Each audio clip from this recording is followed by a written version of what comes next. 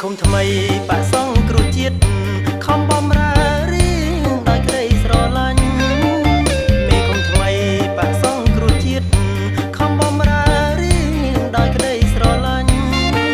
មិនបំរើបាក់ពុងជុំវិញឬខ្មែរស្រឡាញ់បងឆ្នោតឲ្យគ្រប់គ្នាគោលនយោបាយទាំង5ប្រការ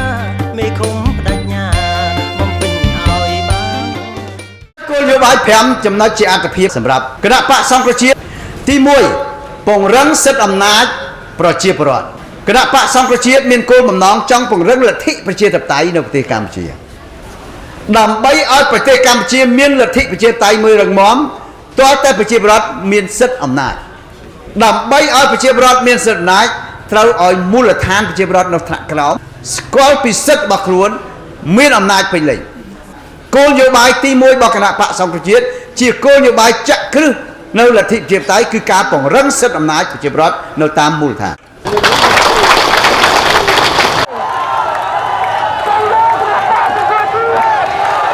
បោះឲ្យសង្គ្រោះជាតិបោះឲ្យសង្គ្រោះជាតិបោះឲ្យសង្គ្រោះជាតិទី2លើកកម្ពស់ជីវភាពប្រជាពលរដ្ឋនិងអភិវឌ្ឍ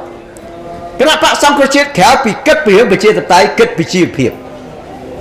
របស់ប្រជាពលរដ្ឋសំខាន់ណាស់ខ្ញុំសូមលើកយកបញ្ហា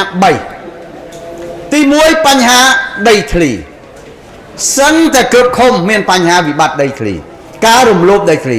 អញ្ចឹងគណៈបកសង្គ្រោះជាតិត្រូវហ៊ានសន្យាថាបោះឲ្យយើងខ្ញុំជាប់ឆ្នោតជាមេឃុំគណៈបកសង្គ្រោះជាតិនឹងការពារកម្មសិទ្ធិដីធ្លីស្របច្បាប់ប្រជាពលរដ្ឋឲ្យបានជាដាច់ខាត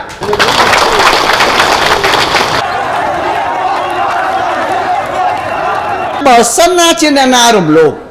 យកដីអុកញ៉ាក៏ដោយអ្នកធំក៏ដោយមកយកលើដីប្រជាពលរដ្ឋ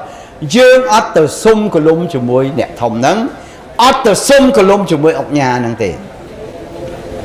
យើងត្រូវប្រឆាំងយើងអត់សញ្ញេឲ្យអត់សញ្ញេគេថាថ្នាក់លើគេទៅដាក់មកយើងដាក់មកគេខ្ញុំមិនសញ្ញេព្រោះរំលោភលើប្រជាពលរដ្ឋរំលោភច្បាប់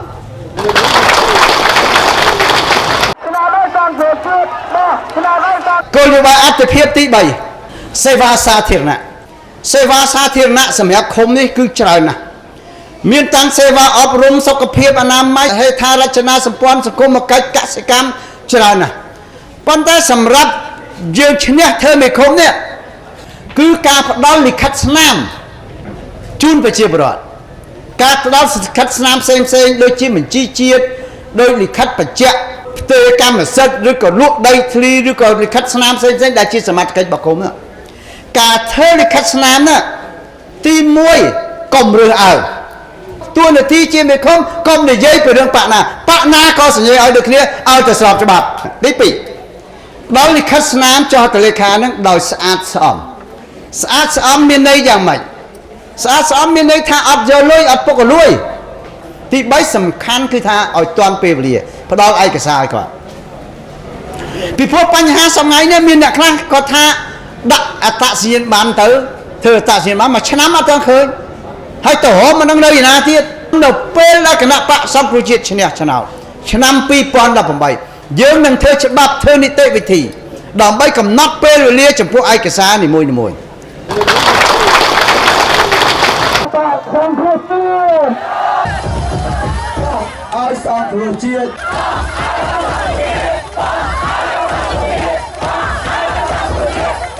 ទី4គឺសន្តិសុខពាក្យថាសន្តិភាពវាមានន័យគ្រប់គ្រាន់តតែមានសន្តិសុខបើគ្រាន់តែចាប់សង្គ្រាម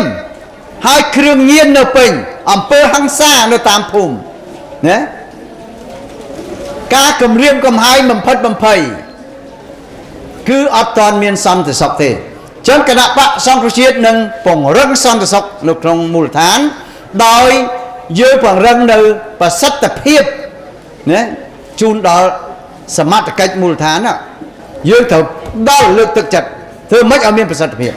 ណារឿងសន្តិសុខនេះជារឿងសំខាន់ធ្វើយ៉ាងម៉េចឲ្យភូមិឃុំរបស់យើងនឹងមានសុវត្ថិភាពភូមិឃុំដែលគ្មានគ្រឿងញៀនភូមិឃុំដែលគ្មានអំពើហិង្សា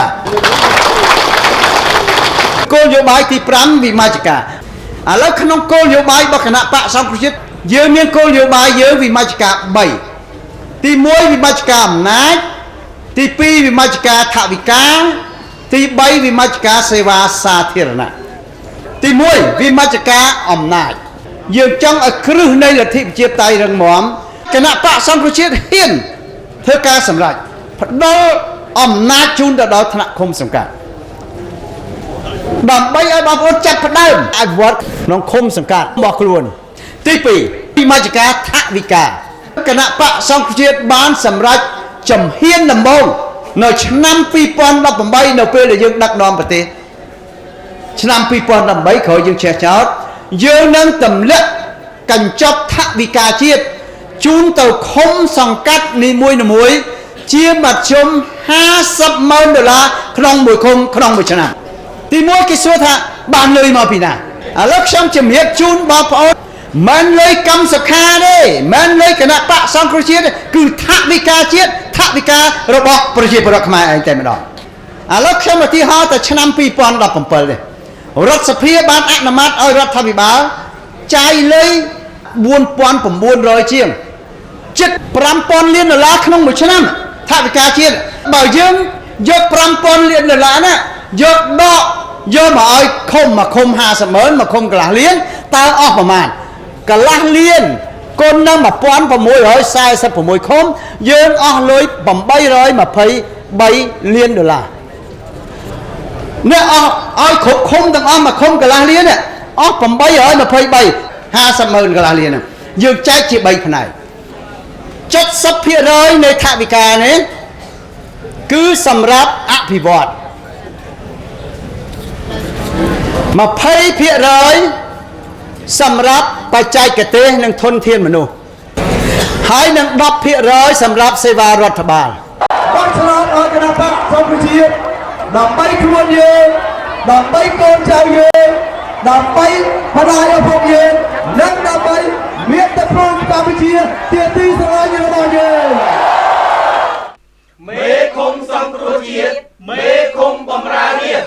យើងបោះឆ្នោតឲ្យគណៈបកសង្គ្រោះជាតិដែលមានរូបសញ្ញាព្រះអាទិត្យរះ